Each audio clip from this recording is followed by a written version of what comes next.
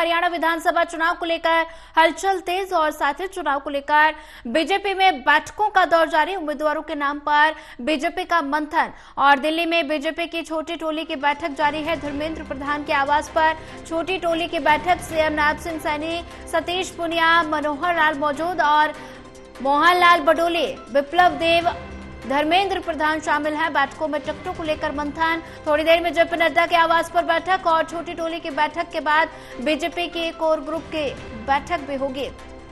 वहीं साथ ही बता दें कि धर्मेंद्र प्रधान के आवास पर छोटी टोली की बैठक और लगातार इसी पर ज्यादा जानकारी साझा करने के लिए हमारे साथ कांडपाल जुड़ चुके हैं। ललित कांडपाल जी, हरियाणा विधानसभा चुनाव के ऐलान के बाद लगातार सभी पार्टियां एक्टिव मोड में नजर आ रही हैं, बैठकों का दौर जारी है और वहीं भारतीय जनता पार्टी की छोटी टोली की आज बैठक हो रही है। बैठक को लेकर क्या अपडेट?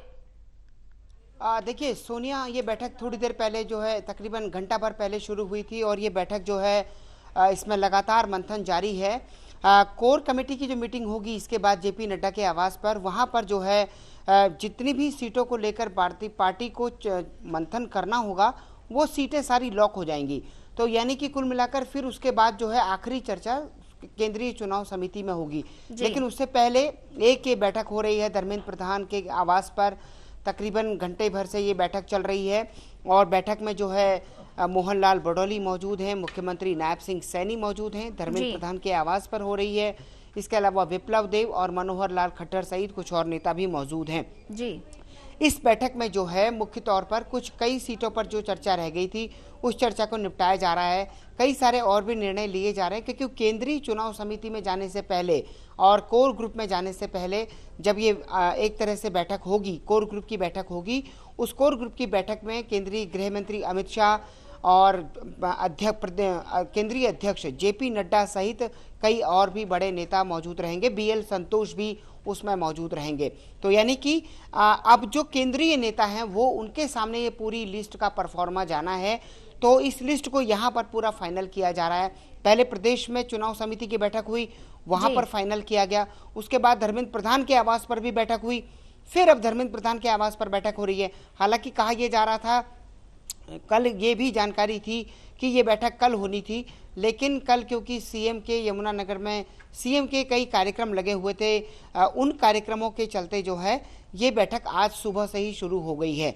तो अब जो है ये बैठक जब शुरू हुई है तो उसके बाद अब चर्चा आगे बढ़ेगी और कब तक ये चर्चा चलती है, जैसे ही जेपी नड्डा का समय मिलेगा उसके बाद जो है तुरंत ये कोर ग्रुप के सभी सदस्य वहां चले जाएंगे और उसके बाद केंद्रीय गृह मंत्री अमित शाह के नेतृत्व में। ललित, अगर बात की जाए कोर ग्रुप की जो बैठक होगी उससे पहले छोटी टोली की ये जो बैठक है कितनी अहम है?